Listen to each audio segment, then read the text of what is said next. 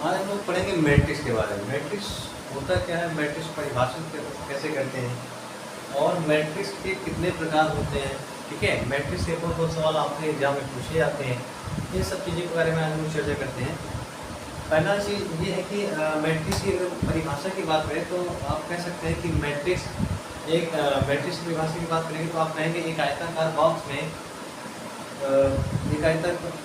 में अगर कोई भी डी इस तरह से लिखे हों, ठीक है, मान लीजिए कोई भी अचर राशि है 3 2 3 हो सकता है और 4 5 6, मतलब कुछ भी इस तरह से लिखा जाए और डबल रो या डबल कॉलम में इस तरह से लिख देते तो पहले मैट्रिक्स को इस तरह से परिभाषित किया जाता था। ठीक है, तो ये सब सारी चीज़ें क्या होती है मैट्रिक्स की परिभाषा के अंतर्गत आती हैं। ठीक है, और चूँकि मैट्रिक्स की परिभाषा का हमारे पास कोई मतलब एग्जाम में कोई पूछने से जाता नहीं है, तो मैट्रिक्स के टाइप में से कभी कभी होता है कि आधे नंबर का परिभाषा खुद लेती है। ठीक है, एग्जाम में तो परिभाषा की बात करें तो हम लोग बात करते हैं मैट्रिक्स की परिभाषा वो क्या होती है। पहले तो हम बात करते हैं वर्ग आर्मी की बात करते हैं। ठीक है ना, वर्ग आर्मी, इसको आप इंग्लिश में कहते हैं स्क्वायर मैट्रिक्स। क्या कहते हैं? Square matrix. तो स्क्वायर मैट्रिक्स की बात करें तो स्क्वायर मैट्रिक्स क्या होती है?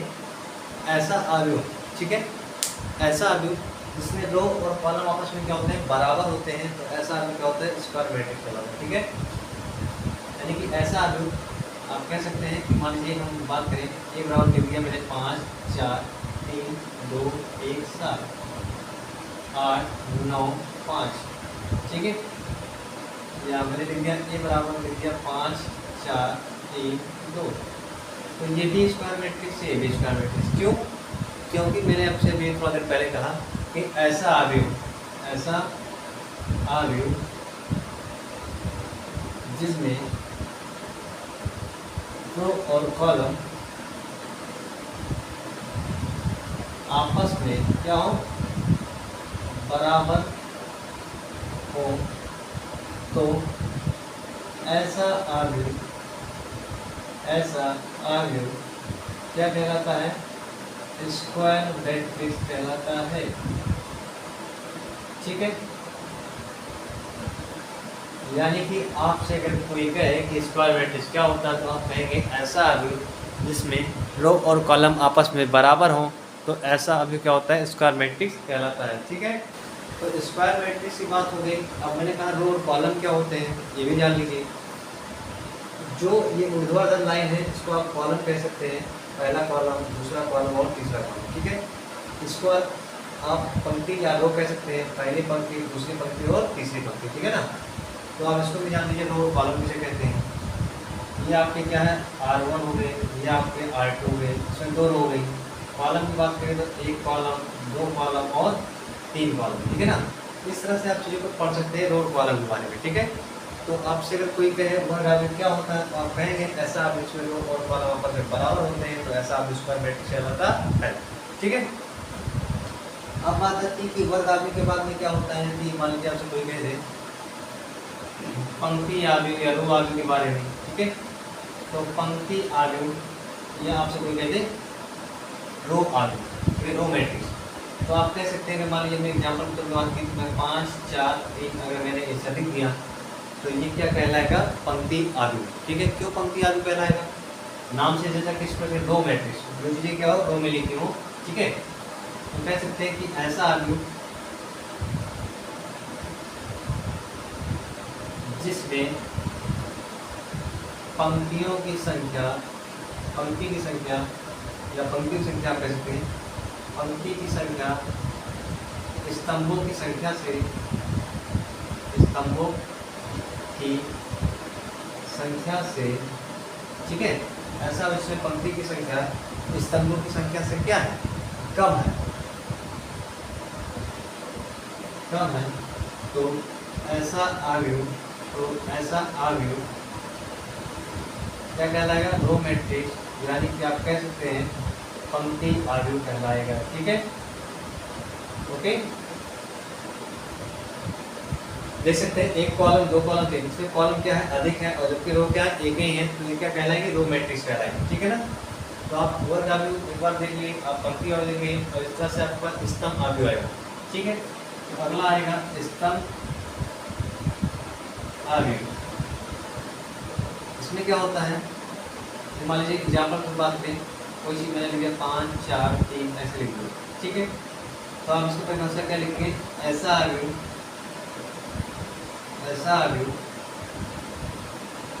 जिसमें स्तंभों की संख्या, या इसमें पंक्तियों की संख्या लिख सकते हैं, जिसमें स्तंभों की संख्या लिखी हुई है, स्तंभों की संख्या पंक्ति की संख्या से क्या हो कम, पंक्ति की संख्या से क्या हो कम हो, तो ऐसा आर्ग्यू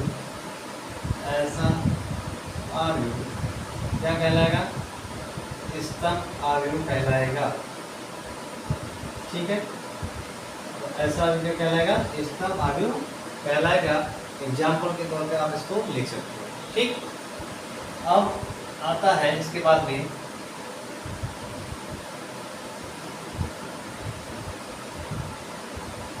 शून्य आर्ग्यू आएगा, इस तरह से आप कैसे लिखे आएगा, शून्य आर्ग्यू, ठीक है।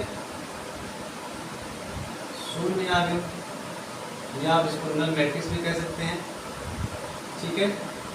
इसको आप नल मैट्रिक्स भी कहेंगे, तो आप नल मैट्रिक्स भी क्या कह सकते हैं, एग्जाम्पल के तौर बात करें हम लोग क्या लिख सकते हैं, मान लीजिए यदि क्या है नल मैट्रिक्स है, यदि क्या है नल मैट्रिक्स है, ये भी क्या है नल मैट्रिक्स है, मतलब जितने भी एलिमेंट हो, मतलब कोई भी आयताकार बॉक्स में या वर्गाकार बॉक्स में जो भी अचर राशि यानी कि जीरो फॉर्म में लिखी हो, यानी कि सारे एलिमेंट क्या हो जीरो हो, तो ऐसा आर्ग्यू क्या कहलाएगा, शून्य आर्ग्यू या नल मैट्रिक्स कहलाएगा, ठीक है। एग्जाम्पल के तौर पर हमें बात कर ली, जैसे कि परिभाषा कैसे लिखेंगे, आप कहेंगे ऐसा आर्ग्यू जिसमें एलिमेंट की संख्या क्या हो, जिसमें प्रत्येक एलिमेंट लिख सकते हैं, जिसमें एलिमेंट क्या हो, इसमें सभी एलिमेंट या प्रत्येक एलिमेंट सभी एलिमेंट क्या हो शून्य हो, तो ऐसा आर्ग्यू क्या कहलाएगा, नल मैट्रिक्स कहलाएगा, नल मैट्रिक्स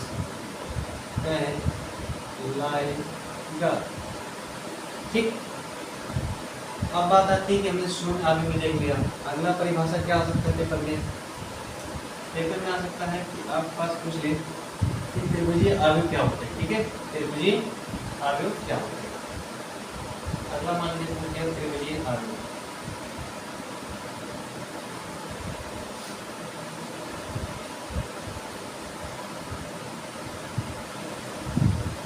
इसको आप कहते हैं ट्रायंगुलर मैट्रिक्स,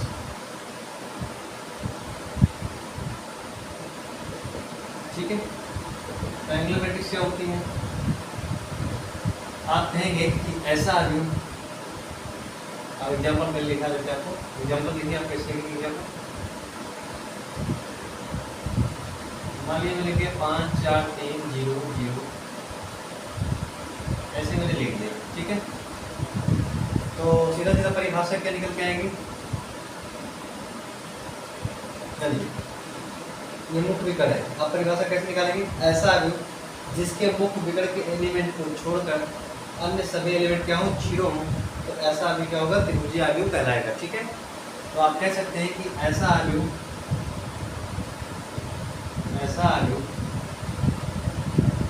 जिसके मुख्य विकर्ण को छोड़कर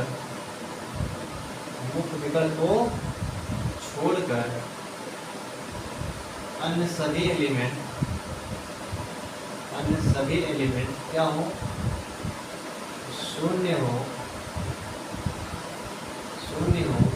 तो ऐसा आर्ग्यू क्या कहलाएगा, त्रिभुजीय आर्ग्यू या ट्रायंगुलर मैट्रिक्स कहलाएगा, ठीक है। तो ऐसा आर्ग्यू त्रिभुजीय आर्ग्यू कहलाएगा या कहलाता है, ठीक है, ठीक। अब बात आती है कि त्रिभुजीय आर्ग्यू यह दो प्रकार का होता है, ठीक है, यह दो प्रकार का होता है, या दो प्रकार का होता है। आप कह सकते हैं कि एक तो आपका क्या हो जाएगा, एक अपर ट्रायंगुलर मैट्रिक्स हो जाएगा, एक लोअर ट्रायंगुलर मैट्रिक्स हो जाएगा। ठीक है, यानी कि आपके पास दो प्रकार का होता है। आप एक फॉर्म में लिख सकते हैं, एक होगा उप त्रिभुजीय आव्यूह, उप त्रिभुजीय आव्यूह, जिसको आप कहते हैं upper triangular matrix, upper triangular matrix. ठीक है, दूसरा आप कह सकते हैं निम्न त्रिभुजीय आव्यूह, निम्न त्रिभुजीय आव्यूह, या जिसको आप कह सकते हैं लोअर ट्रायंगुलर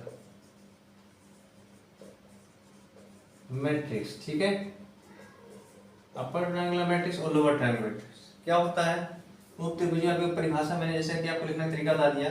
जैसे क्या होगा, मान लीजिए ये लिखा मैंने, तो ऐसा आव्यूह जिसके मुख्य विकर्ण के एलिमेंट क्या हो, मुख्य विकर्ण के एलिमेंट को छोड़कर अन्य सभी एलिमेंट जीरो होंगे, तो ऐसा आव्यूह क्या कहलाएगा, त्रिभुजीय आव्यूह। ठीक है, वैसे ही अगर मान लीजिए मैंने उप त्रिभुजीय आव्यूह लिखा है अपर ट्रायंगुलर मैट्रिक्स, तो एग्जांपल की बात अगर हम लोग करेंगे तो 5 4 3 2 1 7 और ये 0। ठीक है, और यहाँ पे मान लीजिए लोअर ट्रायंगुलर मैट्रिक्स की बात करेगा तो ये 5 4 3 2 1, ठीक है, 7 और ये बकायदा ये 0 ये 0 और ये 0। ठीक है, यानी कि दोनों परिभाषाओं में अंतर क्या होगा, आप कहेंगे ऐसा आव्यूह जिसके मुख्य विकर्ण के नीचे के एलिमेंट क्या हो, 0 हो, तो क्या कहलाएगा, उप त्रिभुजीय आव्यूह। निम्न में क्या होगा, ऐसा आव्यूह जिसके मुख्य विकर्ण के ऊपर के एलिमेंट क्या हो, 0 हो। ठीक है, तो ऐसा आव्यूह क्या कहलाएगा, लोअर ट्रायंगुलर मैट्रिक्स। ठीक है ना, तो ये हो गई परिभाषा है, त्रिभुजीय आव्यूह तक की परिभाषा होगी। अब आगे हम लोग और क्या पढ़ेंगे। ठीक है, इसके आगे और भी परिभाषा, उसको क्या पढ़ लेंगे लोग, जो इम्पोर्टेंट है परीक्षा के दृष्टिकोण से वही हम लोग पढ़ रहे हैं। ठीक है ना,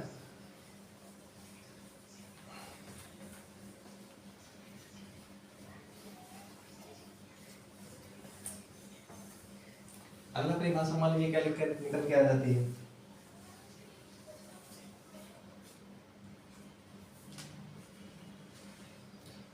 इकाई आव्यूह, जिसको आप कहते हैं आइडेंटिटी मैट्रिक्स। ठीक है, आइडेंटिटी मैट्रिक्स। ठीक है, अब आइडेंटिटी मैट्रिक्स की बात करेंगे तो ये भी क्या है, एक आइडेंटिटी मैट्रिक्स है ना, और ये भी क्या है, एक आइडेंटिटी मैट्रिक्स है, और ये भी एक आइडेंटिटी मैट्रिक्स ही कहलाएगी।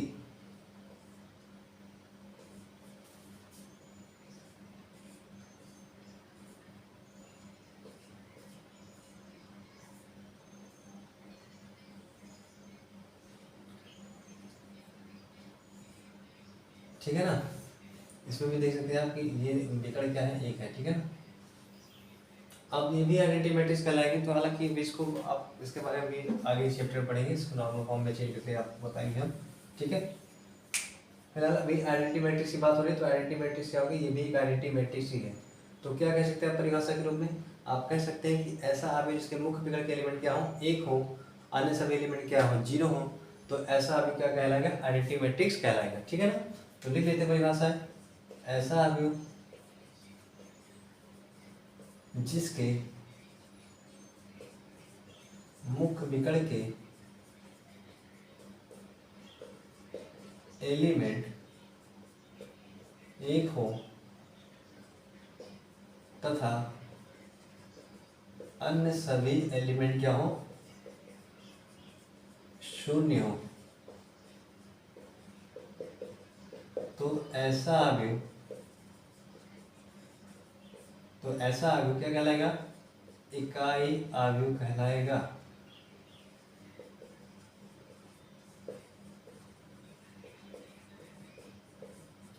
ठीक है, अब बात आती है कि हमने जो बेसिक पहले एक्सरसाइज में जो भी परिभाषाएं थी, हमने उसको जो इम्पोर्टेंट परिभाषाएं थी उसको हमने पढ़ ली। अब बात आती है कि मैट्रिक्स की प्रॉपर्टी किस तरह से होती है, गुणा जोड़, अगर ये सब जानते रहेंगे तभी तो हम सारा खंडज वगैरह लगा सकते हैं। ठीक है ना, अब बात आती है कि हम लोग मैट्रिक्स की प्रॉपर्टी देख लेते हैं। मैट्रिक्स को जोड़ते कैसे हैं, घटाते कैसे हैं, गुणा कैसे करते हैं, ठीक है। चलिए अब मैट्रिक्स की प्रॉपर्टी में हम लोग दो मैट्रिक्स को जोड़ना हो कैसे जोड़ेंगे, ठीक है ना। ठीक है, प्रॉपर्टी की बात करते हैं मैट्रिक्स की। अगर हमें दो मैट्रिक्स जोड़ना होगा तो कैसे जोड़ेंगे, दो मैट्रिक्सों को ना जोड़ना होगा तो कैसे जोड़ेंगे, ठीक है ना। मान लीजिए एक मैट्रिक्स ए बराबर 5 4 3 2 है और दूसरा मैट्रिक्स मान लीजिए 3 2 7 8 है। तो अगर मुझे इसको जोड़ना होगा तो कैसे जोड़ेंगे, तो हम लिखेंगे कि ए प्लस बी, आपसे जोड़ने की मतलब क्या है, ए प्लस बी बार पूछ रहा है, ठीक है। तो ए प्लस बी लिखेंगे, या लिखिए इसको जो आपका पहला पंक्ति पहला स्तंभ है, देखिए मैट्रिक्स बनाते भी कैसे लिख देंगे, पहली पंक्ति पहला स्तंभ 11 12 21 और 22, ठीक है। इनको पढ़ने का तरीका ये होता है, पहली पंक्ति यानी पहली पंक्ति पहला स्तंभ, पहली पंक्ति दूसरा स्तंभ, दूसरी पंक्ति पहला स्तंभ, दूसरी पंक्ति दूसरा स्तंभ, ठीक। तो यानी कि पहली पंक्ति पहला स्तंभ का एलिमेंट जो दूसरी एलिमेंट है उसका भी पहली पंक्ति का पहला स्तंभ क्या होगा, आपस में जुड़ेगा, ठीक है। ऐसे ही पहली पंक्ति दूसरा स्तंभ, पहली पंक्ति दूसरा स्तंभ उसका भी जोड़ेंगे, इस तरह से इसको भी, ठीक है। सामने वाला सामने से जुड़ेगा, ठीक है ना। तो इस तरह से हमारे पास क्या आ जाएगा, 5 3 8 7 3 10 4 2 6 और 8 2 10, ठीक है।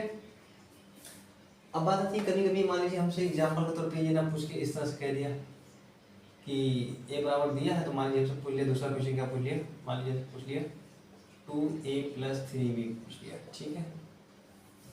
तो ये भी याद रखिएगा मैट्रिक्स में जब भी गुणा होगा किसी भी डिजिट से तो वो पूरे में गुणा होता है, ठीक है। यानी कि अगर हम 2 से गुणा कराना चाह रहे हैं इस मैट्रिक्स को तो इस पूरे एलिमेंट में गुणा होगा, ठीक है। और जब भी बाहर निकालेंगे तो पूरे में अगर वो चीज़ कॉमन रहेगी तभी बाहर निकलेगा, अदरवाइज बाहर नहीं निकलेगा, ठीक है। तो हमने कहा कि जब मैंने इसको जोड़ना है तो हम ये कह सकते हैं कि यहाँ पे जोड़ेंगे तो कह सकते हैं 5 3 4 2, ठीक है, और 3 2 और 7 और 8, ठीक है, जोड़ ले। हमने कहा कि 2 पंचे 10 हो गया, 2 चौको 8 हो गया, 2 तिहाई 6, 2 दूनी 4 हो गया, ठीक है। इस तरह से 3 त्रिका 9, 3 सत्ते 21, 3 दुनाई 6 और 3 अठे 24। जोड़ने का तरीका ये है कि 10 9 19 हो गया, 8 6 14 हो गया, 21 6 27 हो गया, 24 4 28 हो गया। इस तरह से चीज़ें क्या होंगी, जुड़ जाएंगी, ठीक है ना। अब बात आती है कि मैट्रिक्स को जोड़ना हो गया, मैट्रिक्स को घटाएंगे कैसे ये भी देख लेते हैं। तो जिस प्रकार मैट्रिक्स को जोड़ा जाता है उसी प्रकार मैट्रिक्स को आप घटा भी सकते हैं, ठीक है ना।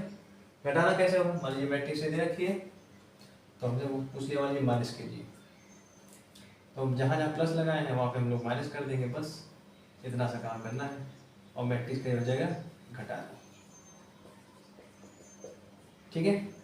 तो 3 - 7 और यहाँ पे क्या हो जाएगा 4 + 2 है तो 4 - 2 हो जाएगा, 2 - 8 हो गया। इस तरह से यहाँ पे रिजल्ट बदल जाएगा। तो 5 में से 3 गया क्या हो गया 2 हो गया, 4 में से 2 गया 2 हो गया, 3 में से 7 गया -4 हो गया, 2 में से 8 गया -6 हो गया, ठीक है ना। ओके, अब इसे आप कॉमन देखिए निकलना, अगर कॉमन निकालना हो तो देखिए इस पूरे में क्या है कॉमन है, 2 कॉमन है तो आप 2 कॉमन ले लीजिए। इस तरह से चीज़ें आपके पास कॉमन लेने का तरीका भी आपको पता हो जाएगा, ठीक है। अब मैट्रिक्स को जोड़ना हो गया, घटाना हो गया, उसके बाद हम मैट्रिक्स को गुणा कैसे करते हैं, ठीक है ना। ये बात आप समझ लेंगे तो बेहतर रहेगा, आपको 1 2 नंबर मिल भी जाएगा।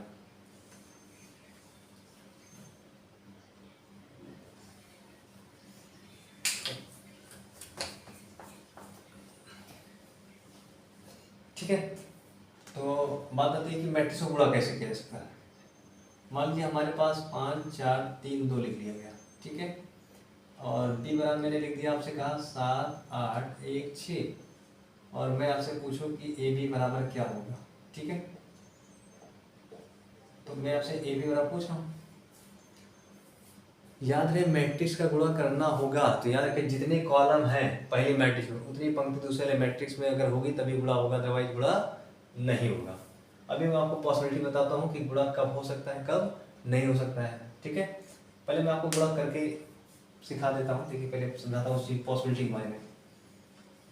पॉसिबिलिटी गुणा करने की क्या होती है, जैसे जितने कॉलम अगर है इसमें हैं, जैसे मान लीजिए ए बराबर इतना है, मान लीजिए मैंने 1 लिख दिया 2 लिख दिया, तो क्या इसका गुणा पॉसिबल है, आप कहेंगे हाँ पॉसिबल है। क्यों पॉसिबल है, इसलिए कि जितनी कॉलम इसमें, एक कॉलम दो कॉलम, ठीक है, तो उतनी पंक्तियां अगर उसमें होगी तो मैट्रिक्स का गुणा पॉसिबल, अदरवाइज नहीं होगा। एक पंक्ति दो पंक्ति तो उसका गुणा संभव है, ठीक है। अगर बात आती है कि मान लीजिए हमने लिख दिया ए बराबर 5 4 3 2, ठीक है, और मैंने बी बराबर लिख दिया 1 2, सपोज दैट, ठीक है, 1 2 3 भी लिख दिया मैंने, मान लो, तो क्या ये गुणा पॉसिबल है? आप कहेंगे नहीं। मैं कहूँगा क्यों नहीं? तो ये हो गया एक, ये हो गया दो, क्या इस पे दो पंक्तियां हैं? नहीं, एक पंक्ति है, तो ये गुणा पॉसिबल नहीं है, ठीक। और आइए आगे, मान लीजिए हमने लिख दिया 1 2 3 7 8 9 4 5 6, और मैंने यहाँ पे लिख दिया b बराबर क्या, 4 3 2, या लिख दिया 4 3 2 लिख दिया, तो इसलिए तो ये गुणा पॉसिबल है। आप कहेंगे जी पॉसिबल है। क्यों पॉसिबल है? क्योंकि जितने कॉलम इसमें है उतने पंक्तियां उसमें, इसलिए गुणा पॉसिबल है, ठीक है। इसके अलावा अगर मान लीजिए मैंने यहाँ बढ़ा दिया 7 8 9, आप बताइए गुणा पॉसिबल है? आप कहेंगे हाँ पॉसिबल है। क्यों पॉसिबल है? मुझे पता इतना है कि एक कॉलम दो कॉलम तीन कॉलम अगर है तो इसमें भी तीन पंक्तियां होनी चाहिए, तभी गुणा पॉसिबल है, अदरवाइज पॉसिबल नहीं है, ठीक है। तो ये पॉसिबिलिटी की बात हो गई कि कितना बार मतलब मैट्रिक्स से गुणा कराना होगा, तो पॉसिबिलिटी क्या होगी क्या नहीं, ठीक है। अब बात तो करते हैं आगे, मैट्रिक्स को गुणा कराना सीखते हैं। चलिए मैट्रिक्स को गुणा कैसे करेंगे? मान लीजिए हमने लिख दिया ए बराबर, ये लिख दिया बी बराबर, ठीक है, आपको गुणा कराना हो, ठीक है ना। तो ए बी बराबर मैंने आपसे पूछा, तो आप कहेंगे कि ए और बी बराबर 5 3 4 2 और 1 और 2, ठीक है। गुणा कैसे कराते हैं? मान लीजिए पहला पंक्ति आप इसका करेंगे, मतलब आप इसका गुणा ऐसे करेंगे, 5 एकम 5, इस तरह से आप गुणा करेंगे, 5 एकम 5 और प्लस लगाएंगे और 4 दूनी 8, ठीक है, 3 एकम 3 और प्लस 2 दूनी 4। याद रहे, जैसे आपने इसको पकड़ा तो इसका गुणा इससे, इसका गुणा इससे करते हैं, ठीक है ना। पहले पंक्ति मान लीजिए आपने इसका पकड़ा, उसका पहला आप क्या करेंगे, पहली पंक्ति उसको पकड़ के इस तरह से, इसका गुणा इसमें, इसका, ठीक है। 5 एकम 5, 4 दूनी 8, 3 एकम 3, 2 दूनी 4, इस तरह से आपके पास 8 5 13 और 4 3 7 निकल के आ जाएंगे, ठीक है ना। अब बात आती है कि मान लीजिए और गुणा करने की बात आती है। और गुणा कैसे करेंगे? मान लीजिए गुणा हम और बढ़ा देते हैं,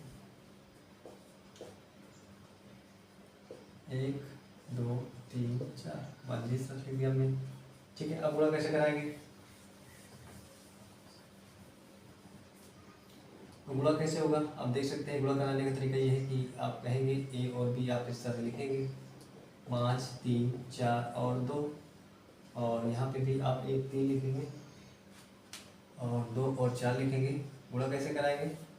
5 गुणे 1, मैंने कहा ना, इसको पकड़ेंगे, इसमें करेंगे, 5 एकम 5, 4 3 12, 5 गुणे 2 और 4 चौक 16, 3 एकम 3 और 2 3 6, 3 दुनाई 6 और 2 चौको 8, 5 एकम 5 हो जाएगा, प्लस 12 3 6 10 16 6 8, इस तरह से 12 5 17, 6 3 9, 16 10 26, 8 6 14, इस तरह से रिजल्ट आपका निकल कर लिया जाएगा।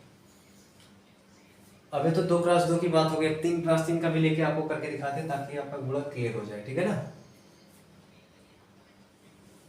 अब 3x3 की मैट्रिक्स लेके आपको गुणा करके दिखा देते हैं।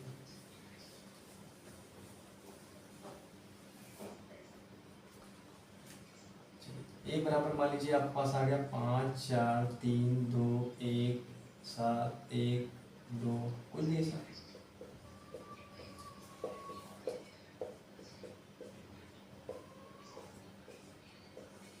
ठीक है। अब मान लीजिए हमसे ए बी आपसे पूछा जाए, तो ए बी बराबर आप क्या कहेंगे? आप कहेंगे कि ए बी बराबर, इसका गुणा आप इससे करेंगे तो कहेंगे 5 गुणे 1, 5 एकम 5, 4 मतलब इसको आप पकड़ेंगे, इस वाले से कराते हैं, ठीक है। और याद है एक बार में एक एलिमेंट लेते हैं, तो इसका गुणा इससे कराएंगे, तो फिर इसके बाद इसका गुणा इससे कराएंगे, इसका गुणा इससे कराएंगे, 5 एकम 5, 4 दूनी 8, ठीक है, प्लस 3 त्रिका 9, ओके। फिर आप पकड़ेंगे इसको, फिर प्लस 5 चौको 20, 5 गुणे 4 प्लस 4 गुणे 5 प्लस 3 गुणे 6। इस तरह से 5 एकम 5, 4 दूनी 8, 3 त्रिका 9। ठीक है, फिर आप इसको पकड़ेंगे तो 2 एकम 2 लिखेंगे। ठीक है, 1 2 और प्लस 1 गुणे 3 लिखेंगे। ठीक है ना, इस तरह से इसको आप पकड़ेंगे 2 गुणे 4 लिखेंगे और 1 गुणे 5 लिखेंगे और 1 गुणे 6 लिखेंगे। 2 गुणे 1 लिखेंगे, 1 गुणे 2 लिखेंगे, 1 गुणे 3 लिखेंगे। ठीक है, इस तरह से 7 गुणे 1 लिखेंगे और 1 गुणे 2 लिखेंगे और 2 गुणे 3 लिखेंगे, 7 गुणे 4 लिखेंगे, 1 गुणे 5 लिखेंगे और 2 गुणे 6 लिखेंगे। ठीक है, इस तरह से 7 गुणे 1 लिखेंगे, 1 गुणे 2 लिखेंगे और प्लस 2 गुणे 3 लिखेंगे। ठीक है ना, तो गुणा करने के बाद में जो भी रिजल्ट आए जोड़कर आप उसको लिख देंगे। मैं एक करके आपको दिखा दे रहा हूँ। 5 8 9, 2 2 और 3 7 2 और 6,